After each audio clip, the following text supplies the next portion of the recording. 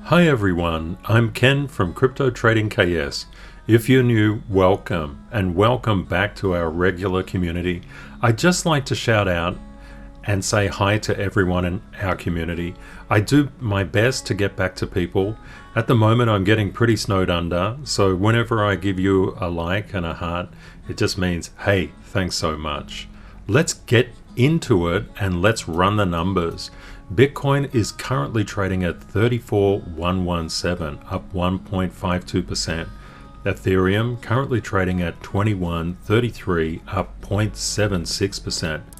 We look at the stable coins, USDC, DAI, USDT, BUSD. They're a little bit mixed. Green means money is flowing into these stable coins from the crypto market. Red means the opposite.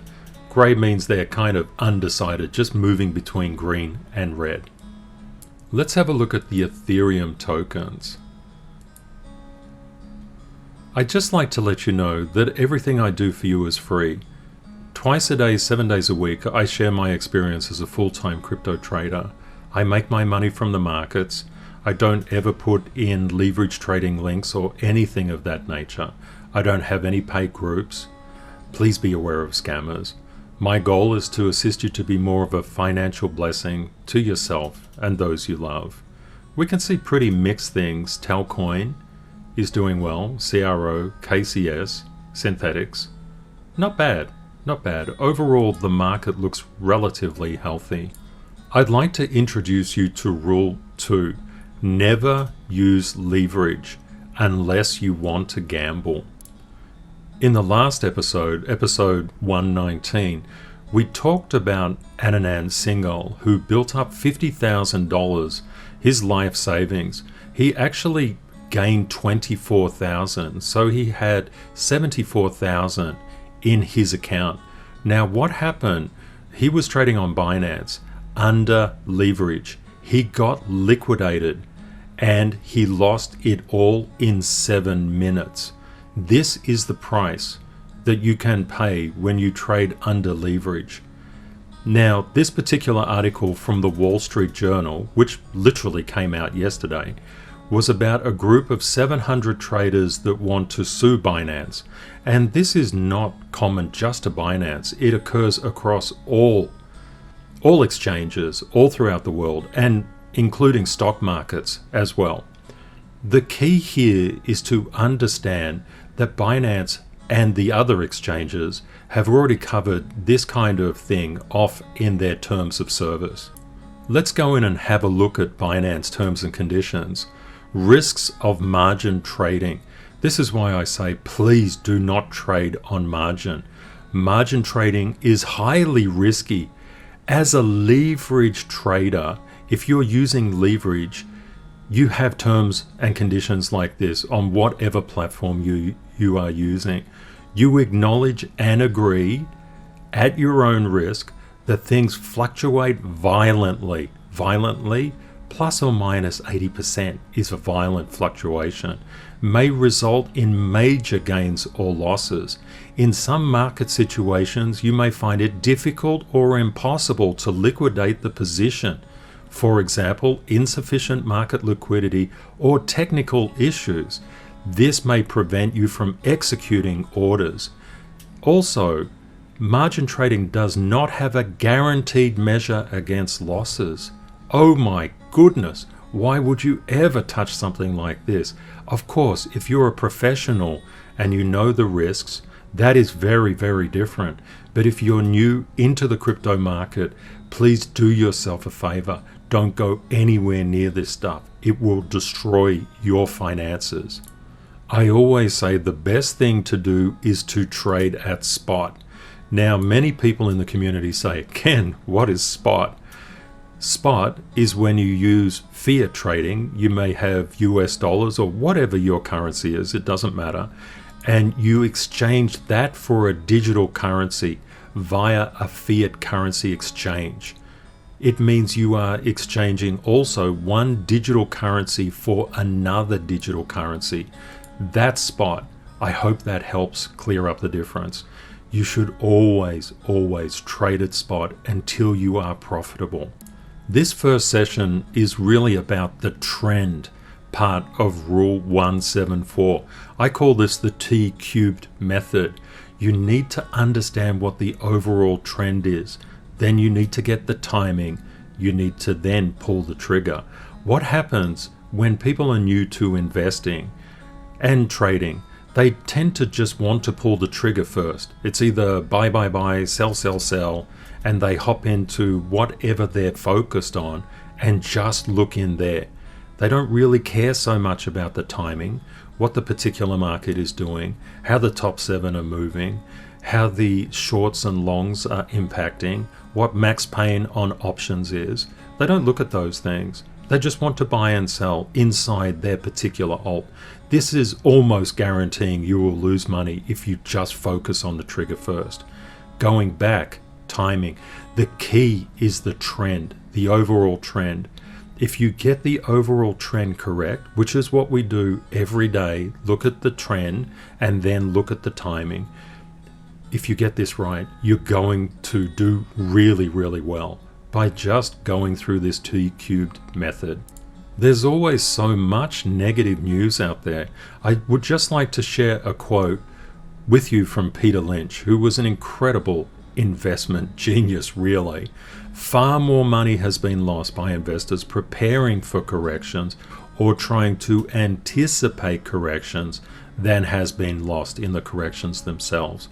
I keep on referring back to this because I want to really put it first and foremost in your mind. When you look at things, you may say, "Oh, that's so overextended, it's going to crash." Please don't think that way. You're guaranteed to lose money. You have to let price reveal itself to you. Now we're going to go through the KS process to determine the true trend. That's Rule 1112. Let's get into it.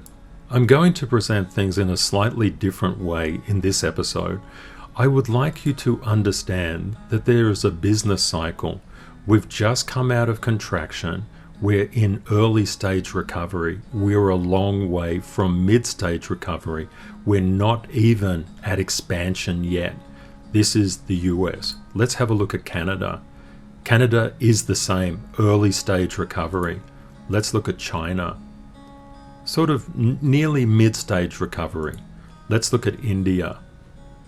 Early stage recovery. South Korea. Early stage recovery. It's important to look across the globe at the stages of recovery. We're early in Japan. Mexico, early. Brazil, early. UK, early. Germany, early. Italy. This is really, really helpful for you to gain context over the true direction of the market. Okay, we've looked through quite a few countries. This is from Fidelity. It's a really, really good resource. So we can say that we're in early stage recovery globally. It's then really good to look at how growth rates are happening throughout the economic system.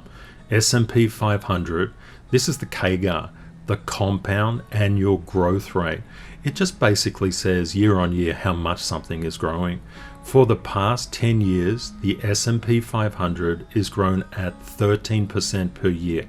Gold has grown at 1% per year, and Bitcoin has grown at 118% per year for every year over the past 10 years. It's also helpful to note that this 10-year period included the COVID disaster where the world shut down, that black swan event.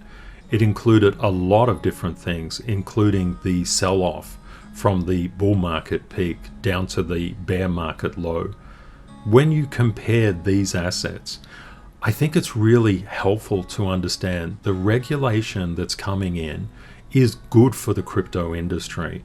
There are a lot of things that need to be shored up inside the cryptocurrency sector, definitely. Regulation is not so bad. But like everything, the people who are making the returns are not going to give up returns like this. They're not going to outlaw Bitcoin and crypto. It's just not going to happen.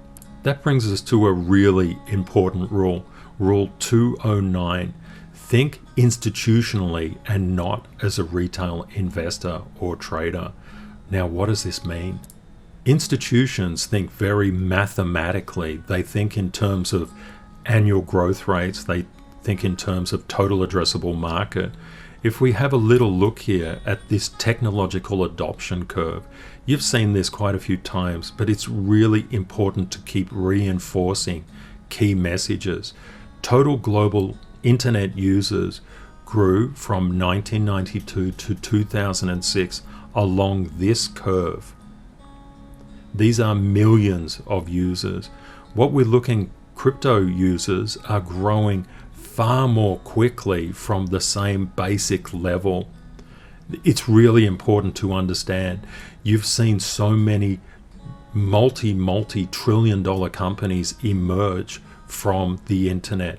What you're looking at with crypto is the next internet of money. It's really important to understand it's a technology, not a currency. When we're looking across a true trend, we have to compare same psychologies, for example, the sunlight of the bull market to the sunlight of the bull market to the sunlight of the bull market from a thing called the halving. I've done specific videos going through these things. I think I'll put out a couple more to help people out. But from each halving that occurs in Bitcoin, there are 3 market blocks: bull market, bear market, consolidation. The halving on the blue line, bull market, bear market, consolidation. Halving, this blue line here, bull market, there will be a bear market, there will be consolidation. It's really important that we only compare like psychologies. Why is that? The bull market psychology is overwhelmingly optimistic. Prices are going higher. The rocket ship is going to the moon. We need to compare that psychology to previous past psychologies to understand potential price behavior. You will see all sorts of weird and wonderful things done, especially in YouTube. You can get a comparison of a bull market psychology into a bear market psychology. Bear markets, when everything is going down. Take this correction where we are right now. Imagine that kept on persisting down. Can you imagine the psychology that you would feel? It's completely inapplicable to this psychology. As we know, the market is growing so strongly. Institutions are not retail investors. They think completely differently. It's also really helpful to understand that bull market psychology in the crypto space ends with a blow off top. Price goes parabolic when it hits the moon. It ends with a blow off bottom in the bear market, which is called capitulation, which is fundamentally surrender. You always get a blow off top and a blow off bottom, a blow off top and a blow off bottom. We haven't seen a blow off top. All this is, and I called it here, it's a liquidity blow off, but it's not a blow off top. There was simply too much money sloshing around in the crypto industry. Now it's sort of paralleled itself down to a more reasonable level. You can use these blow-off tops to identify different cycles. We're in the 2012 halving cycle at the moment. This peak up here was the 2016 halving cycle. This peak down here was the 2012 halving cycle. Do you notice number of transfers to exchanges? You see this big spike up? What it means is people were getting rid of the Bitcoin that they had, selling it. You notice where we are right now is not ramping up like this. It's very low. But what about here? Let's have a look at how that played.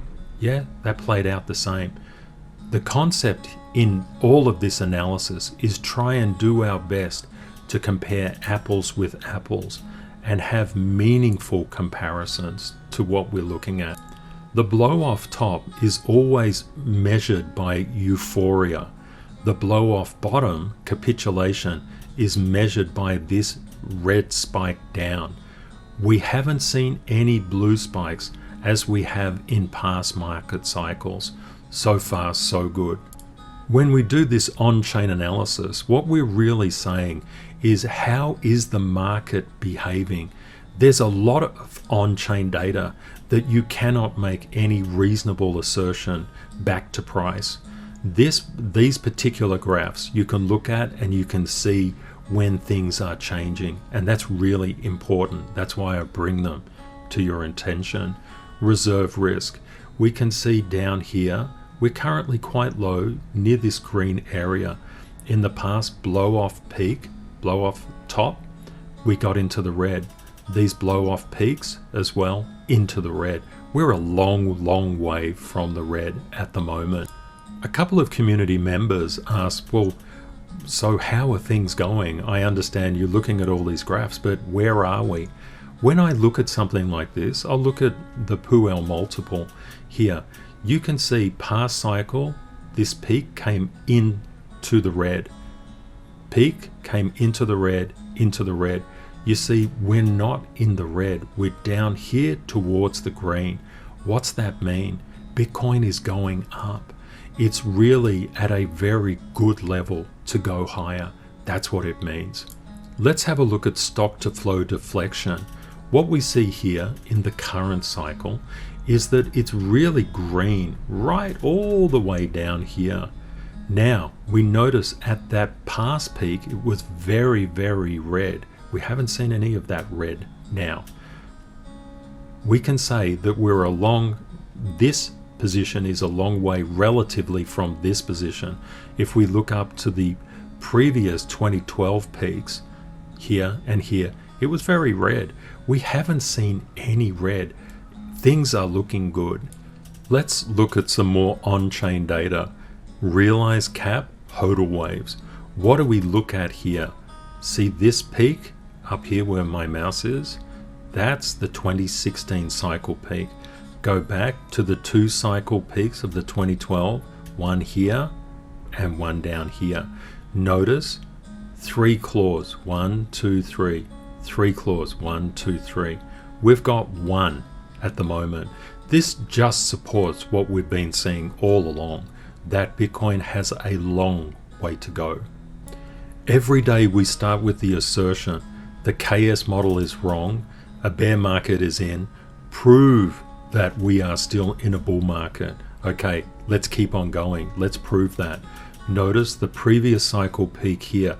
Notice all this white area until we had some red. The peak into the bear market, see that capitulation right there, the blow off bottom, produce red. Go back to the previous cycle to that, the 2012 halving cycle. Notice all the white here to the left and all the white to the right. It's a very white area, very white area. Even from the peak, it's very white.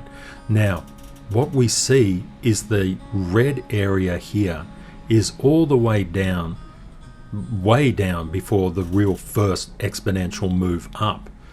What do we notice here? The first red is around here, right at the start of the move up. We've got all this red. Now, there were some issues because China wanted to push the digital yuan and wanted all competing currencies to abandon ship, basically. So this was a closure of miners, but we can still see that that previous red is very close. This is really just setting up a price action around this zone currently, around this zone. I think things are looking really good on the basis of probability. Let's turn to Rule 193, check the stock markets. Now we're in crypto. Why would we check the stock markets? Just to help you to understand, I am 100% invested in crypto. I have not 1 cent in the stock market. I find it's like watching grass grow. It's so boring, but that's just my opinion. And many people have a lot of money in the stock market. So we need to look into the stock market to see how things interrelate, and they do always interrelate with each other. We're going to focus on the US market primarily. Why is that? Because about $56 out of every 100 goes into the US market.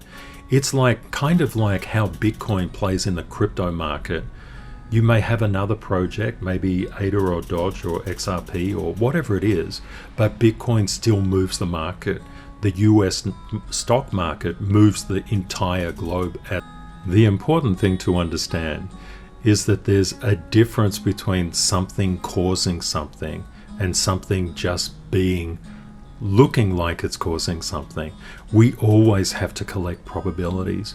We have to collect them from many, many different angles. We have to avoid being this guy pushing the train and stopping the train. Okay, so how do we make that real? Let's look at the S&P 500. We can see Bitcoin in the background measured in that yellow line, and this is a single support line. So what we're seeing is the price of Bitcoin went down from about the 7th of May down here, where the price of the S&P 500 went up.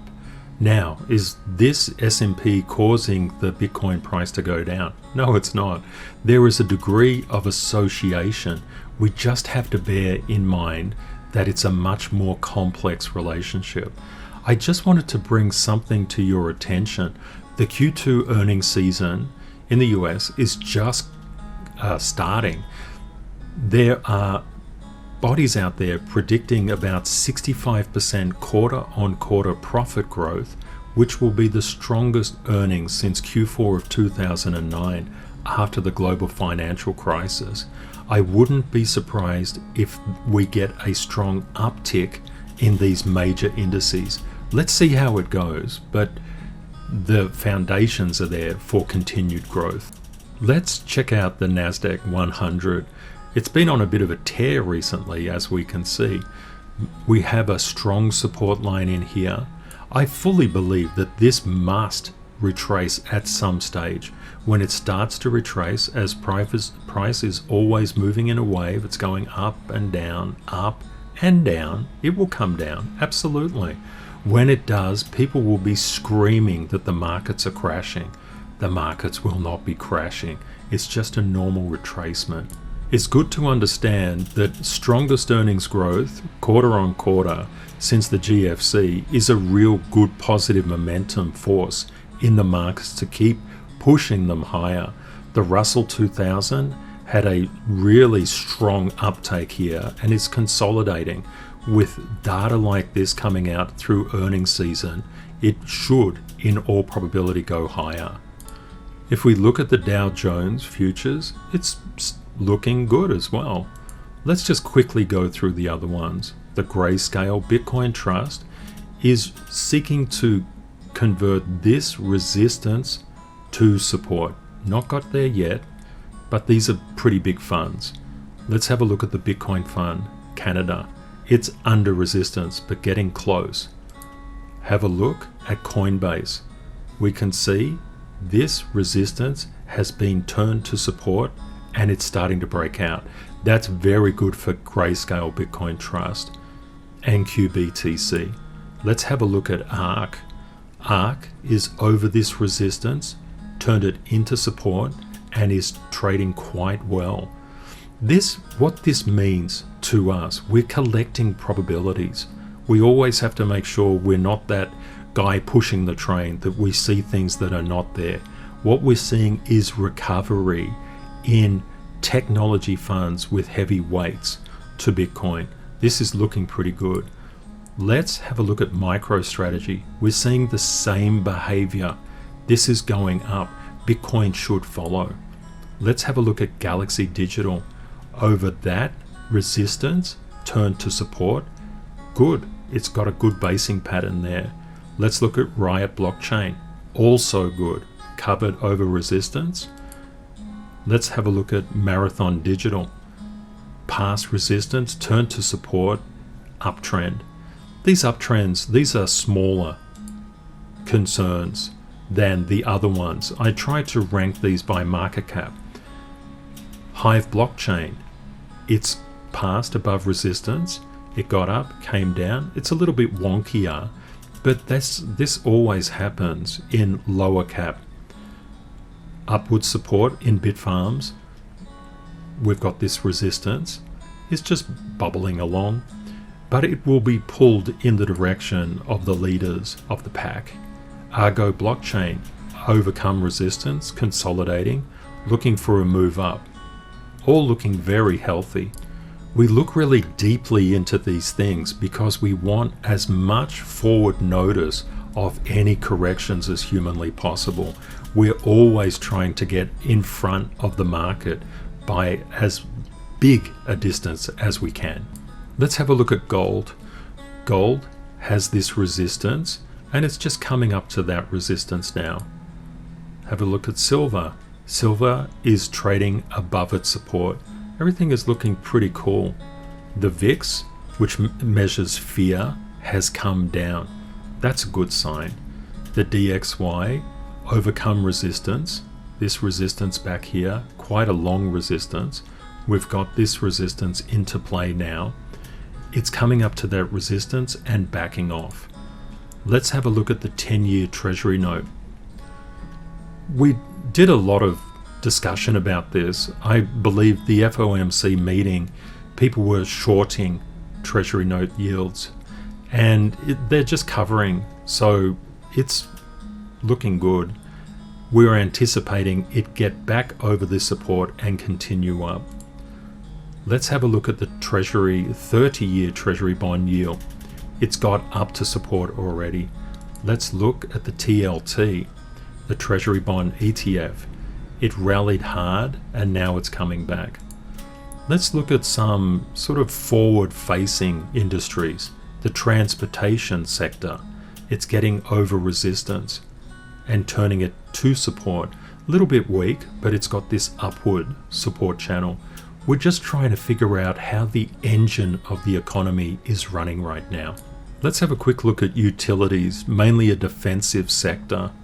We can see utilities, strong uptrend here, support line. It's not broken this resistance, it's just bubbling along. Let's check out the airline index.